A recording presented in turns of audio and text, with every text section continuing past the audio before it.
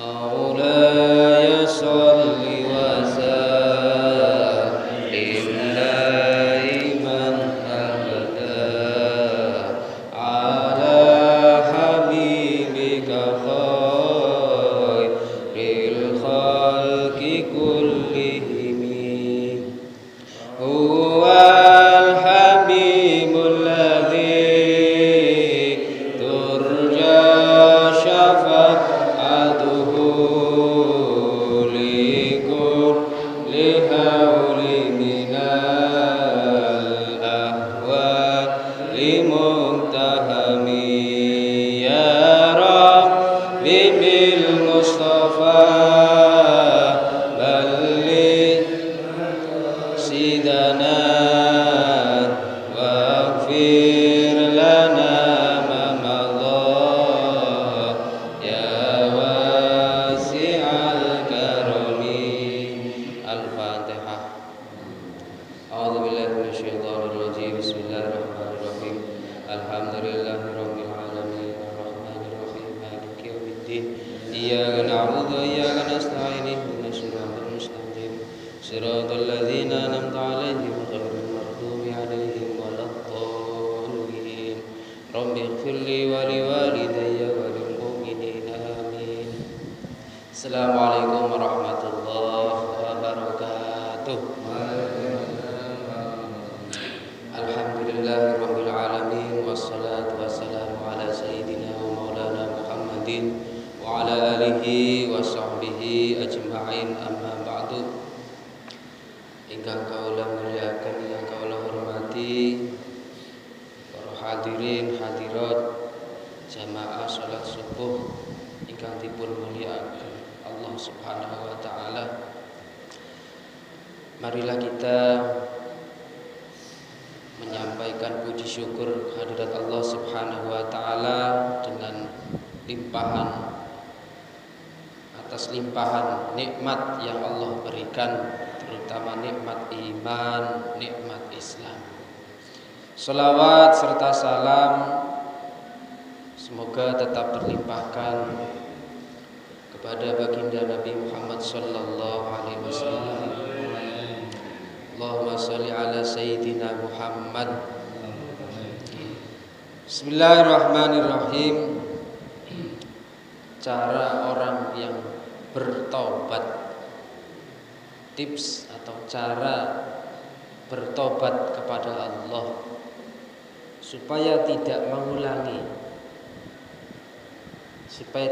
mengulangi kemaksiatan itu gampang sekali.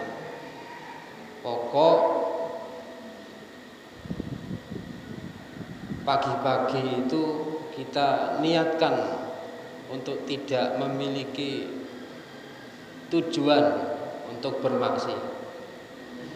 Qala Rasulullah sallallahu alaihi wasallam, man asbaha la yanwi az-zulma ala ahadin.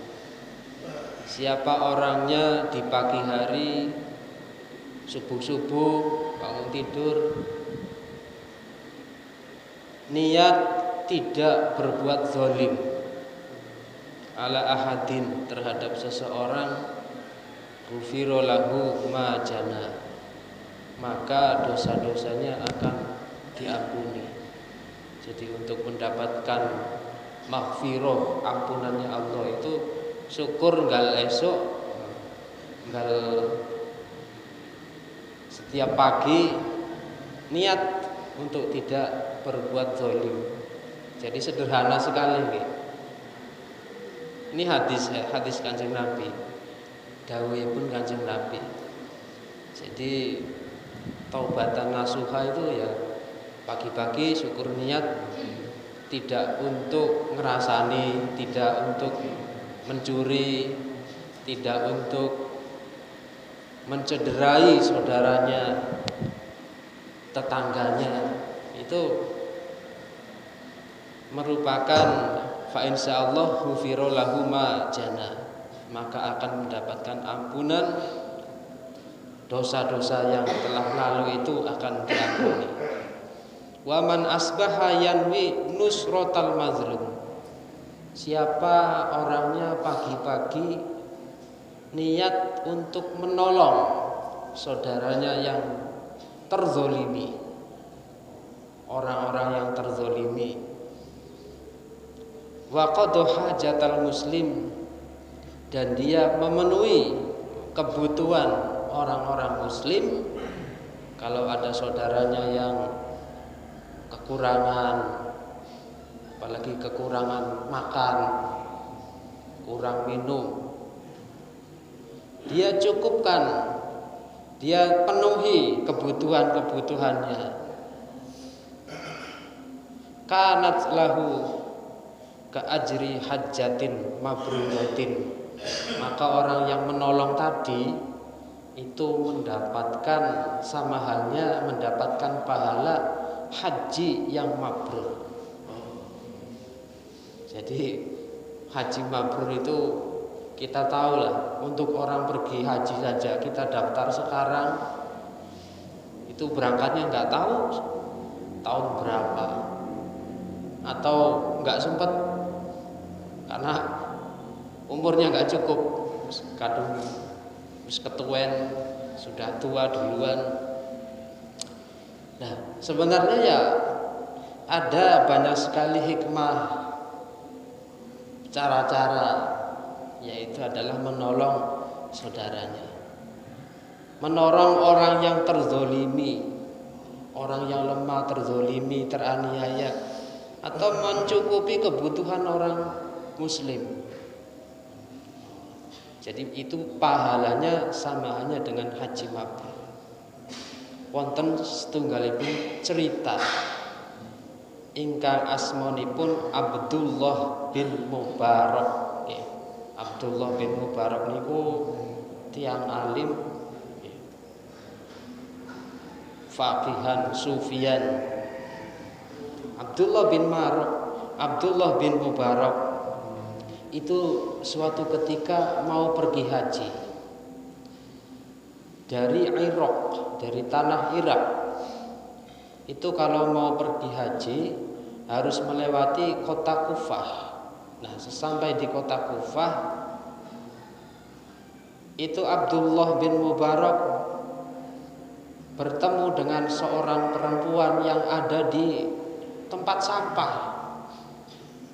Ternyata perempuan itu lagi bubuti nopo, apa itu namanya, itik, itu bahasa sininya apa sih, mentok nih, bebek lah. Ternyata itiknya itu di tempat sampah ya, itiknya itu itik bangkai. Ditanya sama Abdullah, "Bu, ibu, itu itik bener kan? Kok di tempat sampah? Kamu jangan kesini." Diusir sama si ibu. Abdullah bin Mubarak diusir, pergi sana. Ya jelas ini bangkai. Loh, bangkai itu nggak boleh, haram. Wahai Tuhan, wahai Abdullah, ini bangkai karena terpaksa. Kami ini memiliki 3 anak, belum makan 3 hari, kami terpaksa akan memakai bangkai, akan memakan bangkai. Jadi itu rencananya mau dimasak. Jadi Abdullah bin Mubarak itu hatinya menangis melihat keadaan demikian. Orang kelaparan 3 hari. Akhirnya Abdullah bin Mubarak, singkat cerita, wis kalau tahu begini hajinya ditunda. Jadi melihat di perjalanan ada orang kelaparan 3 hari belum makan, Abdullah bin Mubarak menunda hajinya. Jadi barang bawaan bekal mau haji itu ada, ya pokoknya semuanya. Orang mau berangkat haji itu kan banyak bekalnya. Orang zaman dulu itu bawa kendaraan keledai. Jadi keledai sama isinya, dikasih uang, dikasih beras, ditunjukkan sampai ke rumahnya, dibawa ke rumahnya ke janda tadi itu, ibu-ibu tadi itu. Jadi disodakohkan, tidak jadi haji. Singkat cerita, hajinya ditunda. Abdullah bin Mubarak pulangnya nanti. Jadi nginep di situ di kota Kufah, tidak sampai nyampe Mekah, tidak jadi haji. Wes. Begitu orang-orang pada pulang haji, Abdullah bin Mubarak ikut pulang. Pas pulang, ternyata di rumahnya, di dalamnya itu banyak yang sambang haji nih, hormat haji. Banyak sekali yang datang, dan orang-orang yang di sana yang haji itu menyampaikan bahwasanya dirinya itu bertemu dengan Abdullah bin Mubarak. Wahai Abdullah bin Mubarak, kami ini bertemu jenengan. Panjenengan ini ngasih uang, ngasih makanan pas lagi haji itu. Saya ini gak haji, temenan. Jadi siapa? Gak tahu. Saya gak haji kok. Tapi beneran, wahai Abdullah bin Mubarak, kami bertemu di sana, nginep bareng, pergi bersama, malah jenengan lebih mendahului, langkahnya lebih cepat. Ternyata suatu hari Abdullah bin Mubarak itu mendapatkan alamat bermimpi. Di dalam mimpinya itu, wahai Abdullah, sodakoh panjenengan diterima, gantinya ada malaikat yang menghajikan panjenengan, sebab wasilahnya sodakoh. Ngoten niku lho. Jadi orang yang menolong sesama muslimnya itu seperti hadisnya Kanjeng Nabi, wa qadu hajatal muslim kanat lahu ka ajri hajatin mabruratin. Orang yang memenuhi kebutuhannya orang muslim, tegese orang yang menolong hajatnya orang muslim, mendapatkan pahala haji yang mabrur. Itu hikmahnya orang yang menolong terhadap orang muslim, atau orang yang menolong terhadap orang yang terzolimi dan teraniaya. Wa qala alaihi salam ahabbul ibadi ilallah ta'ala anfa'un nasi linnas. Kata Kanjeng Nabi, hambanya Allah yang dicintai itu adalah orang yang paling bermanfaat terhadap manusia. Wa afdalul a'mal idkhalus surur.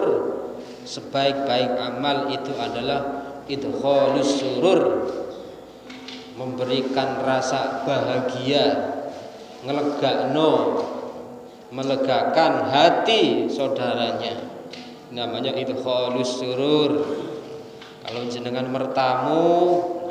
misal mertamu, yang namanya tamu itu dimuliakan, disediano makanan dan minuman.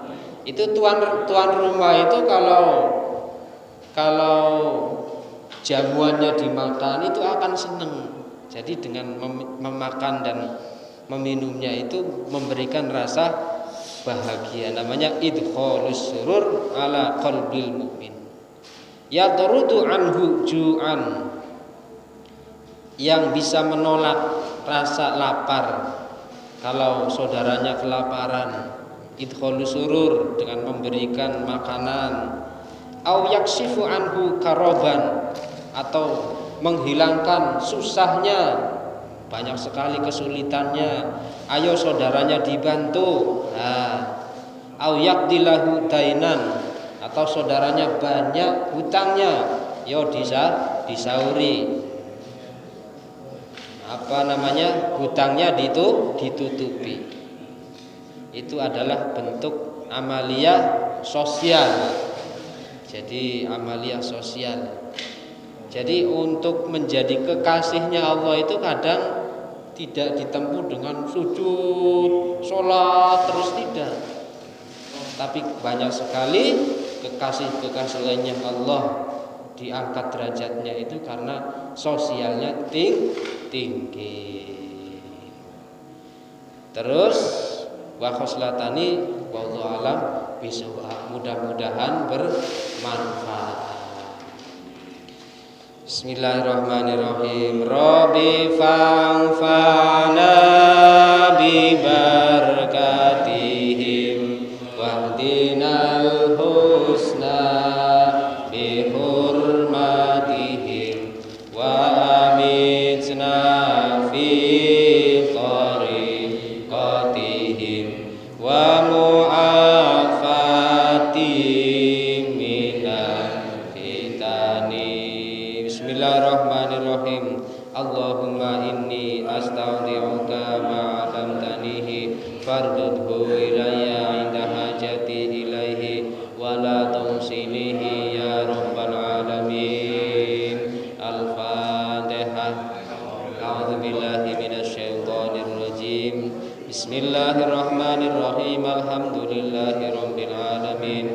Ar-Rahmanir Rahim. Maliki yaumiddin. Iyyaka na'budu wa iyyaka nasta'in. Ihdinas siratal mustaqim. Siratal ladzina an'amta 'alaihim ghairil maghdubi 'alaihim waladdallin. Rabbighfirli wa liwalidayya amin.